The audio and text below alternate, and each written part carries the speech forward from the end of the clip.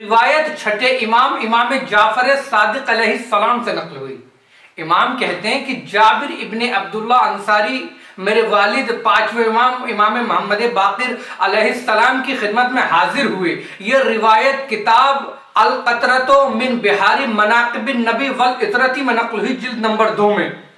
कहते हैं कि जाबिर मेरे वालिद के पास आए, आने के बाद कहा, यबना रसूल अल्लाह, ए फर्जंद रसूल, ए मेरे मौला, ए मेरे आका, ए मेरे इमाम, आप अपनी जद्दाए माजिदा हजरत फातिमा ज़हरा सलामुल्लाह अलैहा की फजीलत में, उनकी मंजिलत में कोई ऐसी उनकी फजीलत, कोई ऐसी हदीस सुनाए कि वो हदीस में जब भी आपके शियों को सुनाओ मौला, आपके शिया खुशहाल और मसरूर हो, उनके चेहरे पर मुस्कुराहट हो।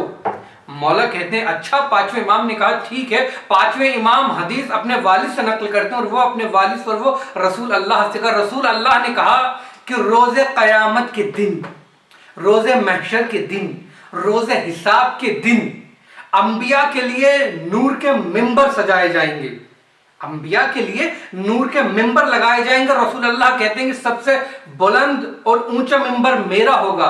अल्लाह हुक्म देगा, अल्लाह कहेगा ऐ मेरे हबीब आप खुतबा पढ़ें। रसूल अल्लाह कहते हैं कि मैं ऐसा खुतबा पढ़ूंगा उससे पहले अंबिया ने वैसा खुतबा नहीं सुना होगा। फिर रसूल अल्लाह कहते हैं कि अंबिया के औसिया के लिए नूर के मिंबर लगाए जाएंगे। मेरे वसी, मेरे जानशीन अली इब्ने अबी तालिब का मिंबर सबसे बुलंद होगा। अल्लाह हुक्म देगा ऐ अली आप खुतबा पढ़े। अली ऐसा खुतबा पढ़ेंगे कि तमाम अंबिया के वसी में से किसी ने भी उससे पहले वैसा खुतबा न सुना होगा। फिर अंबिया की औलाद के लिए नूर के मिंबर लगाए जाएंगे। मेरे दो फूल हसन और हुसैन के लिए मिंबर लगाए जाएंगे जो सबसे बुलंद होंगे। अल्लाह हुक्म देगा ऐ हसन ऐ हुसैन आप खुतबा पढ़े। खुदा की कसम इमाम हसन और इमाम हुसैन खुतबा पढ़ेंगे। रसूल अल्लाह कहते हैं कि हसन और हुसैन ऐसा खुतबा पढ़ेंगे कि अंबिया की औलाद में से किसी ने भी वैसा खुतबा उससे पहले नहीं सुना होगा। फिर शोर होगा, एक आवाज दोशे फिजा पर बुलंद होगी कि सब अपनी गर्दनों को नीची कर लें और अपनी आंखों को बंद कर लें। रसूल अल्लाह की बेटी जनाब फातिमा ज़हरा जन्नत में दाखिल हो रही हैं। अल्लाह अकबर, कि जन्नत में दाखिल हो रही हैं शहजादी। जब ये कहना होगा एक मर्तबा रसूल अल्लाह कहते हैं एक आवाज फिर दोबारा से दोशे फिजा पर बुलंद होगी। अल्लाह कहेगा, अल्लाह परवरदिगार आलम इरशाद फरमाएगा कि बुजुर्गी और फजीलत और मंजिलत किसके लिए है। रसूल अल्लाह कहते हैं कि हम अहले बैत, हम पंजतन कहेंगे कि तमाम बुजुर्गी और फजीलत और मंजिलत अल्लाह ही के लिए है। अल्लाह कहेगा कि मैंने तमाम बुजुर्गी, मंजिलत और फजीलत अली, फातिमा, मोहम्मद, हसन और हुसैन को अता कर दी। फिर हुक्म होगा कि फातिमा जन्नत में दाखिल हों। रसूल अल्लाह कहते हैं कि मेरी बेटी शहजादी फातिमा ज़हरा मेरे दिल का चैन, मेरा कल्ब, मेरा दिल एक नूर के नाके पर सवार होंगी और जब जन्नत में दाखिल हो रही होंगी एक मर्तबा जन्नत के दरवाजे पर शहजादी रुक जाएंगी और पीछे की तरफ मुड़कर देखेंगी। एक मर्तबा परवरदिगार आलम कहेगा, शहजादी ए रसूल अल्लाह की बेटी, हमने आपको हुक्म दिया है कि आप जन्नत में दाखिल हो जाएं।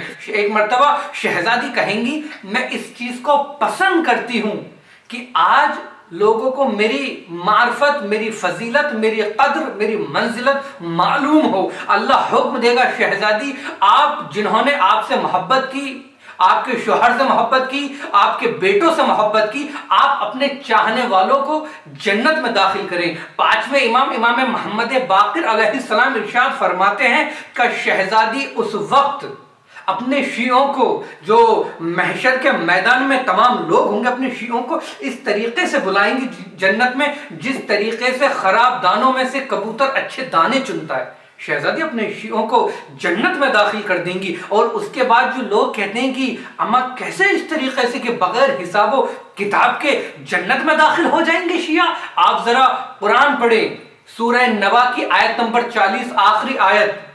एक शख्स छठे इमाम के पास आया, आने के बाद कहा मौला ये जो कुरान की आयत है वह यक़ूलुल काफिर या लैतनी कुन्तु तुराबा, एक कहने वाला काफिर रोज़े महशर कहेगा कि ऐ काश के मैं मिट्टी होता।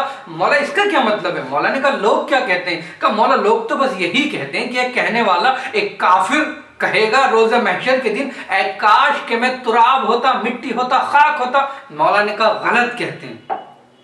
शेख मुफीद ने भी नकल किया, मौला कहेंगे लोग गलत कहते हैं इसलिए कि अबू तुराब है हमारे जद का नाम। कुरान ने तुराब हमारे जद के शियों के लिए कहा है। कहने वाला रोज़े महशर के दिन कहेगा कि ऐ काश मैं अली का शिया होता।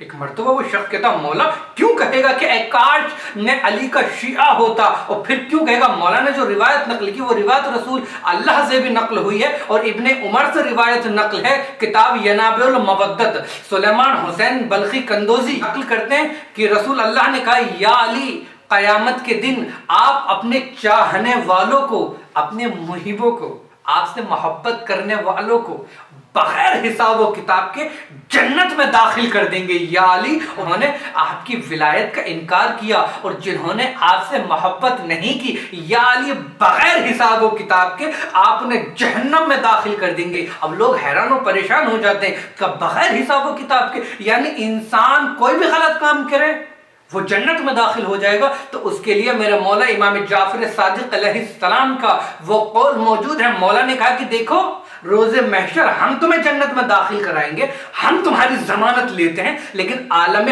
बरज़ख का इंतजाम खुद करके आना।